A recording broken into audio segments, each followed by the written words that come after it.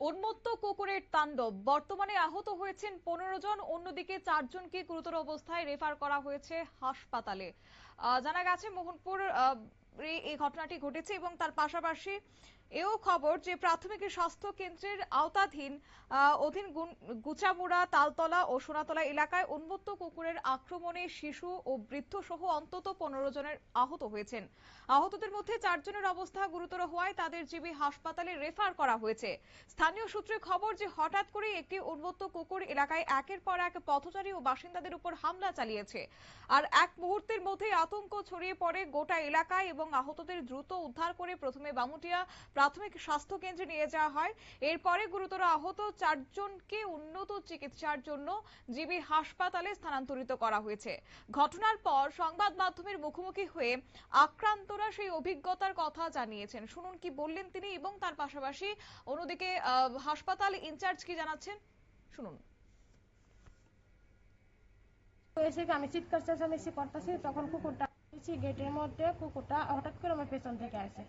যারা আমি আতঙ্ক এসে আমি চিৎকার চেঁচামেচি করতেছি, তখন কুকুরটা আমার পায়ে কামড় দিছে, আমার আঙ্গুলের মধ্যে কামড় দিছে।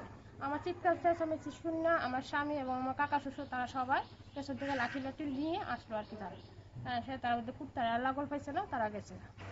তিনি সকালবেলা যে ডাক্তারবাবু চিকিৎসক ছিলেন কর্তব্যরত অবস্থায় আমাদের কাছে রিপোর্ট এসছে।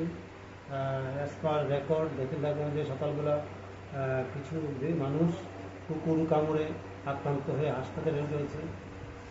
জনমনে যা প্রশ্ন যে সেটা হয়তো বা পাগল কুকুর ছিল। আমাদের হাসপাতালে 4 জন অলরেডি রিপোর্ট রয়েছে।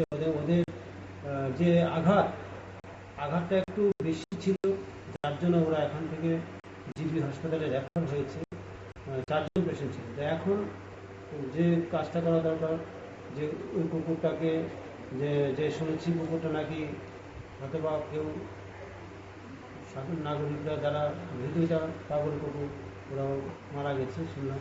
তো ওই কুকুরটা নাকি আরও কিছু কুকুরকে কামড় দিয়েছে। তো আমি বলবো যে কুকুরগুলোকে এটা পাগল কুকুর কামড় দিয়ে থাকে, ওদের যদি মালিকানা থাকে ওনাদেরকে বলবো আপনারা প্লিজ ভেটেরিনারি হসপিটালে ডাক্তারবাবুর সাথে যোগাযোগ করুন ওদের চিকিৎসার জন্য, কারণ ওরাও যে কোনো মুহূর্তে রেবিসে আক্রান্ত হতে পারে। এটুকুই আমি সাজেস্ট করব।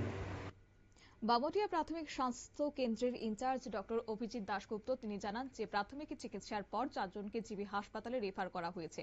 তিনি এও বলেন যে প্রাথমিকভাবে জানা গেছে আক্রমণকারী কুকুরটি জলাতঙ্ক বা রেবিসে আক্রান্ত হতে পারে। তাই যেসব পোষ্য কুকুরকে ওই কুকুরটি কামড়েছে সেগুলিকে অবিলম্বে পশু হাসপাতালে নিয়ে গিয়ে চিকিৎসা এবং প্রয়োজনীয় টিকাকরণের পরামর্শ দিয়েছেন ডক্টর অভিজিৎ দাশগুপ্ত। নিয়ে নিশ্চিত একটি বিজ্ঞাপন বিরতির সঙ্গে থাকুন।